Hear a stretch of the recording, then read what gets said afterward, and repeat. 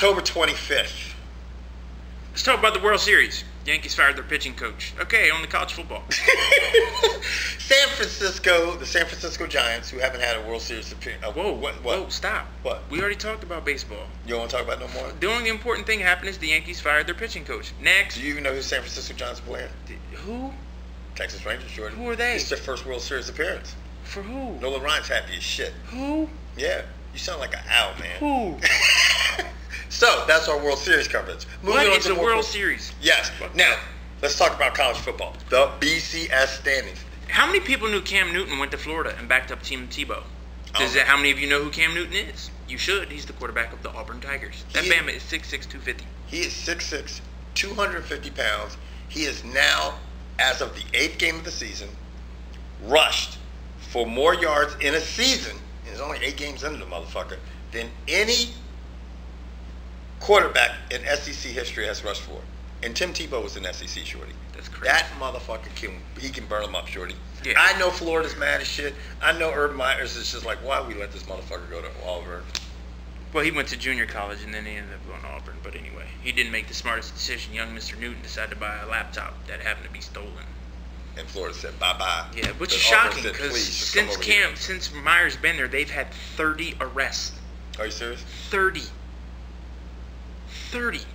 You like to say that one more time? 30. That shit's crazy. Now, Auburn is sitting at 8-0, and they're sitting at the top of the BCS standings, and deservedly so. They should be at the top because they're an SEC school, and their schedule is retarded. And next week they'll probably lose. Because if you looked at the track record of number ones, we've had 3 number ones and 3 L's. Yep.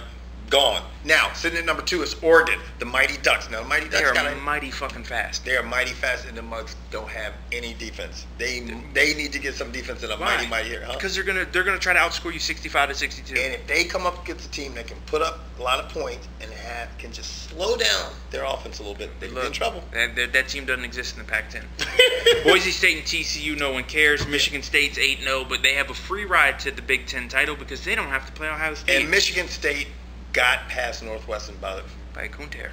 Yeah, they had to do that fake punch shit again. And you know, what's his name? He was holding the shit out of his heart saying, oh shit, you know. Wait, should we not make fun of somebody because they had a heart attack? We just saying that this mug is crazy. Now, Missouri got a shot.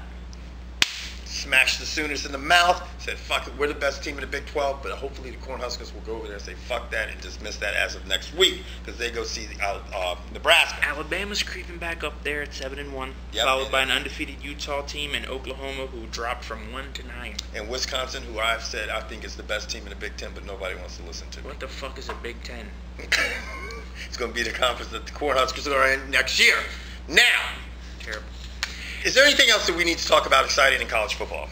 No, but I think I know what NFL means for the Vikings quarterback. Not for long, because that Bama has 2 fractures in his ankle.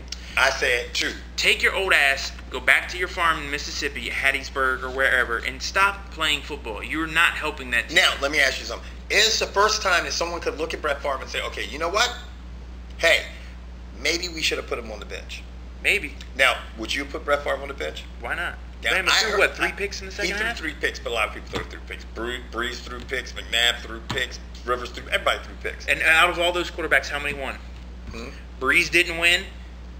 Favre didn't win. McNabb won. McNabb's the only one that won. And why? Because the other team turned the ball over 6 times. Because Cutler threw 4 picks and D'Angelo all had 4 INTs. But I heard a very valid thing. What's that? If Brett Favre, even though he throws picks like crap, if he was to leave the Vikings are a shit team. And the reason is because Brett Favre still has the ability to get that ball downfield. So it makes AP's game that much more thorough. If that mug is not getting the ball, the snap, then everybody will put 10 in the box, stop AP, and they're one-dimensional. So now, so that's. In other words, the Vikings front office sucks. You're relying too much on an old man. You should have drafted a quarterback, you rotten. Now, what did you think about the Steelers versus Dolphins game and Big Ben? That's a horseshit call at the end of the game. He straight up fumbled. Call. He straight up fumbled. And the Dolphins recovered, but they said there was inconclusive evidence. Right. Whatever. The bottom line is the Steelers lucked out on that call. Yep, Although the Steelers happens. are a great fucking team, they lucked out on that call, you know? Reggie Bush thinks he's coming back. Darrelle Revis thinks he's 100%. So it looks like the Saints will get their running game back. For you people who think Reggie Bush is going to make that much of a difference, I don't agree. I think the Saints are struggling. But just like I told Kevin, I think you seriously are going to see a team at 8-8 or 9-7 shape, get into the playoffs and not just win, but could be in the Super Bowl. Yeah. Now, speaking it's of crazy in the NFC. Oh, the NFC. There's not one team that doesn't have at least 2 losses in the NFC already. What, we're 7 games into the season? Everybody has 2 losses or more. Speaking of struggling, the Ravens struggled this week against the Bills. But I tell you what, Ed Reed is nasty. Yes. I mean, 2 picks, a forced fumble, his first game back. Everybody should watch out for the Ravens. Now, for you people down in Tampa, stop smoking weed because you'll get cut. Just ask your former tight end. Next! He's gone. Yeah. Now, what happened to your Eagles, man? They look like doo-doo. What do you mean? See, I didn't think they looked like doo-doo. Tell me they look. How did they not? They got smashed. For 3 quarters, they looked great, and in the 4th quarter, they looked like area high. And what happened in the 4th quarter? They give up 27 points in the 4th quarter? Yeah. They look like some cut. Whatever. The best part that came out of that is Andy Reid wasted no time. Said Vic, you'll be playing after the bye. Kevin Kolb is rotten. You said that the whole time. Yes, I've never liked Kevin Kolb. Get rid of him. Trade him. Who's winning tonight? Giants, Cowboys. Hopefully, I don't care as long as Miles Austin can score me 12 points. Wow, in your fantasy league? Yes. Man, you know my fantasy league's crazy shit. So we got to talk about that shit right now. The K-Dubs Wars. Yeah, go ahead, James. Put the annotation up. Fuck it. Because you know how it's in You have draft. an annotation for your own fucking fantasy team? It's in the background right now. It says K-Dubs Wars. Because we want to talk about my shit, man. Because when I drafted, everybody else was like this. I was like this. 6-1, son. Why you gonna leave me hanging, man? My team is thorough. 49ers fans rejoice Thrash Browns because got the beat down. now you finally get to see what your team does without Alex Smith, even though he's going all the way to London to get his shoulder checked out. Good luck with that. Why? Because he tore his shoulder up. Bama's done. Now, for all of our MMA enthusiasts that sit around and watch us only to watch MMA. And this shit's at the end because of you. Yeah, we make you all the football shit. But we're going to talk Or if you're about... smart, you let this motherfucker load and then skip to the end because James put the little thing on the side over there that tells you when where the everything's MMA's at. at. Yeah, now, recap of UFC. Great card, by the way. I enjoyed it. Yeah. For me, we don't have it on the sheet. You enjoyed it because I paid for it, nigga. Yeah. Everything free tastes better. And if you don't believe me, tonight or whenever you watch this and you're eating, eat some shit off the other person's plate and tell me how much better it tastes than the stuff on your plate. You could be eating the same thing. No, that's true. Does a free drink taste better than one you paid for? Yeah. Yeah, thank you. And it could be a Bud Light. Anyway, the fight on here that I thought was going to get fight of the night until Diego Sanchez stepped in the ring was Court McGee. Yeah. Court McGee got rocked in the first round and came back. That dude has a heart of a fucking lion. Yeah, and Court I McGee was is nasty. so excited to see Hackelman corner a fighter who won a good fight. Right. Well, he's got a great reputation. I mean, God, obviously what he had let down stuff, but it's good to see some new blood coming in that he's working with, you know? Now, first fight that we're going to cover is Brendan Schwab versus Gabriel Gonzaga. Gabriel Gonzaga looks like Blanca from Street Fighter, shorty. Who's that? Okay, for you people out there who know what I'm talking about, you will agree. That Right. Bama looks like Blanca. Anyway, that Bama is rotten. Why he didn't try to take Schwab to the ground is beyond me. There's a saying. Schwab was peppering him up. But there's a saying, stay within yourself, i.e. do what you do well. We all get on GSP because he only takes people, but he wins. Gonzaga tried to stand up and got fucking pelted. Okay, I'm going to tell you what. Okay, let's just face me for a second. Just face me, okay? Now, you're Gonzaga, right? Because you got a head like that, nigga, okay? And I'm Schwab, even though I'm vertically challenged and I'm as tall as him. You're shooting in. Pop! And I stick you. You're like, I don't know if I want to shoot in anymore. Okay. Pop! And when I'm standing, and when he stood up, he got Pop! punched in the face. He didn't try anything else but to stop that nigga's hands with his fucking head.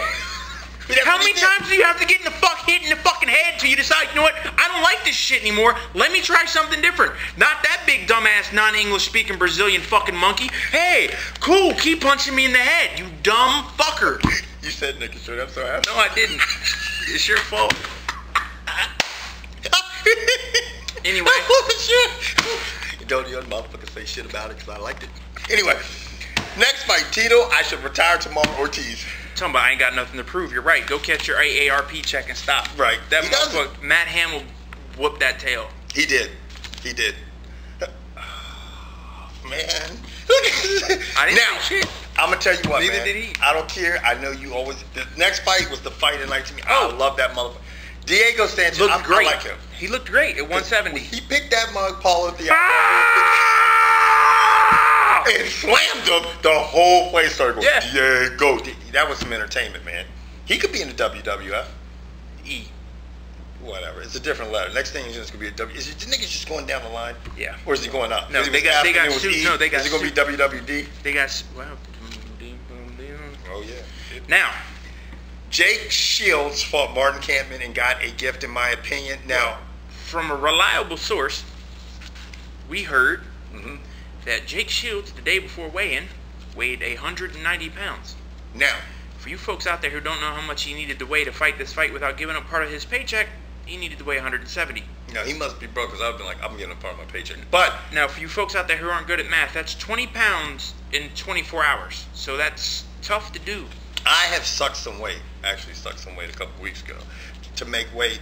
But I tell you what, 20 pounds in 24 hours, you got to be popping mad diuretics. You can't be taking any fluids. You got to be doing mad exercise. And apparently he was, and we could be wrong. I don't know. This was, no, we're not. But I don't think we're not. But he was carried to the weigh-in almost. Yeah, if they said backstage at the weigh-in, he literally just slumped down. They had to pick him up and carry him. Right. Now, if you're like that, you're in no condition to fight. It's not gonna. Your electrolytes and none of that stuff's gonna bounce back within 24 hours. And it is apparent. Like Jake Shields was winning. He looked like the typical guy that was dehydrated. Now that I know that, I mean, watching a fight before, I'm like, man, Jake Shields is usually in great shape. He looked tired. He looked busted up. There's no way that they should have gave that fight to him. But it's all about marketing. And Martin Kampman had to finish that fight. And now, hats off to Jake Shields, because to go into that fight that out of it and still make it a close fight. To me, it was a close fight. It could have gone either way. It was a close fight, but one judge had that motherfucker 30-27, which is just dumb. There's no way. Was that mug looking at the fight back like this? That had to be. I think Jake Shields got this round.